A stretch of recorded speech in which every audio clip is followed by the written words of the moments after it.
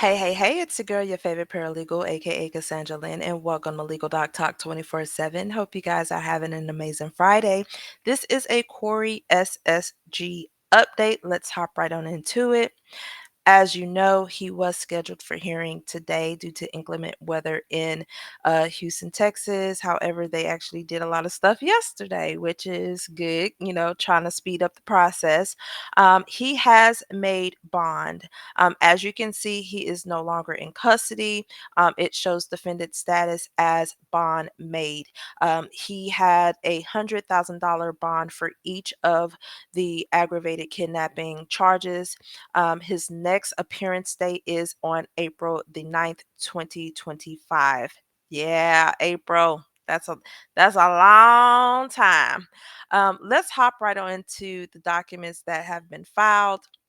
So the first document that I'm going to show you guys is the appointment of counsel. As we all are aware, he did complete a financial affidavit showing that he did not have any income coming in and needed assistance in getting counsel to represent him in this criminal matter. They did find that he was definitely indigent and he has been appointed a attorney on this case to assist him during this time. His next court hearing, as it says, is a consultation setting, meaning that he has to sit down with his counsel to actually go over his case. Now, here is the crazy part that people don't understand with court appointed attorneys. Court appointed attorneys have over 100 cases on their docket every single day they're going to court. Okay, they won't know about your case until probably the day of a hearing.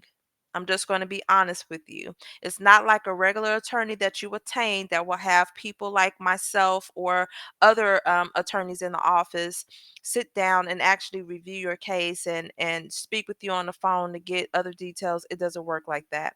You are on the court appointed attorney's time. Okay.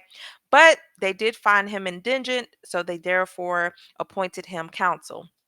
So he will be meeting with his counsel on April 9th, 2025 at 8:30 a.m. The next thing I want to bring to y'all attention is he requested a investigator to assist his attorney in this case. Here you see is the defendant's motion to appoint investigator. It reads, "Come now, Corey Pritchett, the defendant in the above styled and numbered causes by and through his attorney of record, Neil Crow, and respectfully moves the court to appoint an investigator to assist his counsel in the cases and for good cause, which show the court as follows. The defendant is charged with 2 felony offenses of aggravated kidnapping. The defendant is unable to compensate an attorney to employ the services of a competent criminal investigator in these cases. Defense counsel has been appointed by the court to represent the defendant due to the defendant's indigency. The defendant requests that the court appoint an investigator in these cases to assist defense counsel in representing the defendant. In particular, defense counsel requests the use of an investigator to investigate the facts and to interview in person witnesses in these cases to determine the extent, if any, of defendant's culpability in these cases. Defense counsel anticipates the total cost of such investigator not to exceed $3,600 and will appear before the court to request any additional monies that may exceed this amount.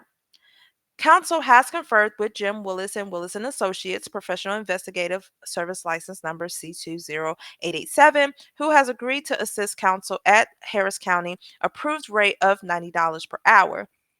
Wherefore, premises considered, the defendant prays that this court appoint an investigator to conduct witness interviews and to investigate the facts of these cases and authorize the payment of reasonable fees and expenses for the investigation relating to these cases. Now, this is only a motion. This has not been granted. So anytime we file a motion, we also have to file a proposed order. The judge has to review this, whether in person at a hearing or he'll do it in his chambers, and he will make a decision on whether or not to approve that motion. So, this order has not been signed. I will definitely keep you guys updated to see if this order will be signed by the judge. The next document is the motion for the state's motion for bond conditions. Now, here the thing is, a lot of people don't realize. I did read this previously, but I'm going to read it again so everybody can get a refresher as to what the state's motion for bond conditions stated. So it says, I'm going to reread it. Comes now the state of Texas by and through its assistant district attorney and moves the honorable court to enter the following bond conditions. State requests the defendant, whether a foreign national or not, be ordered to surrender any and all passports, visas, and other travel documents and be prohibited from obtaining or applying for any new or supplemented passports, visas, or travel document.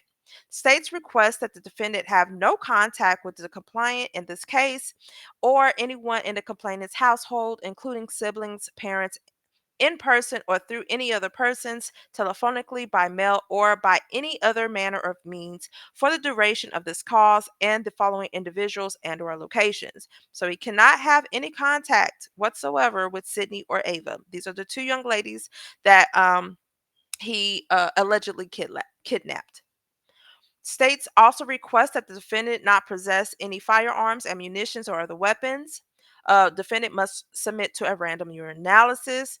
Defendant be prohibited from using, possessing, or consuming any alcohol, controlled substances, dangerous drugs, or marijuana unless prescribed pursuant to a lawful prescription issued by a medical doctor. States request that defendants submit to electronic monitoring by signing the contractual agreement and complying with any stipulated curfews and rules.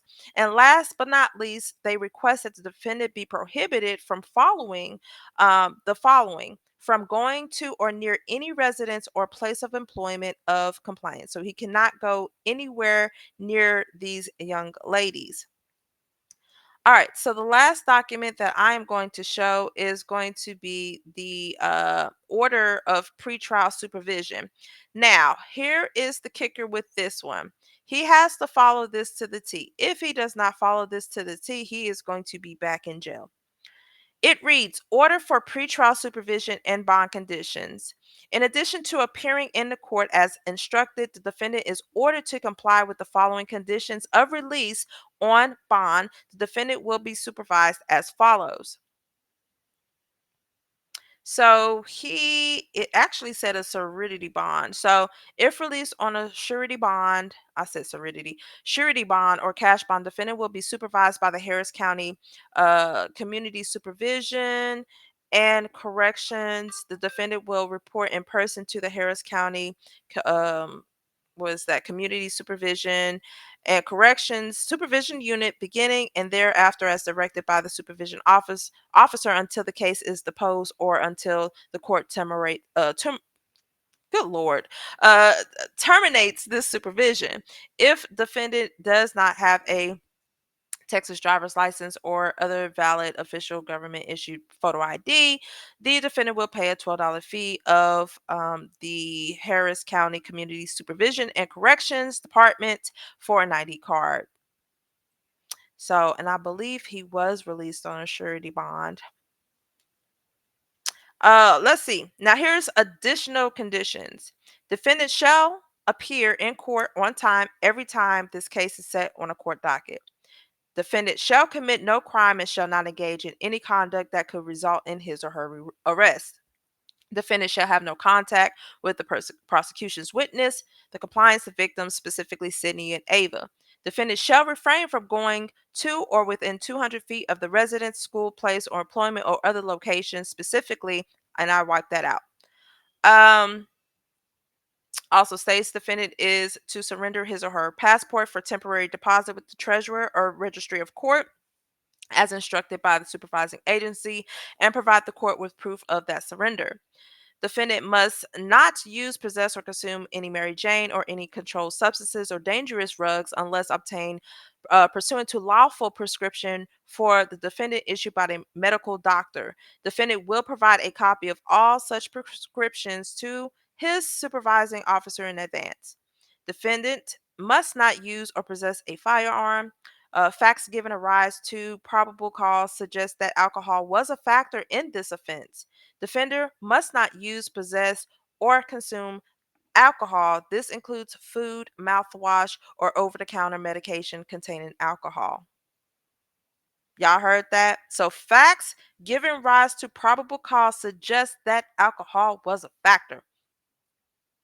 Defendant is required to submit to GPS monitoring to be installed within 2 calendar days of the defendant's release on bond.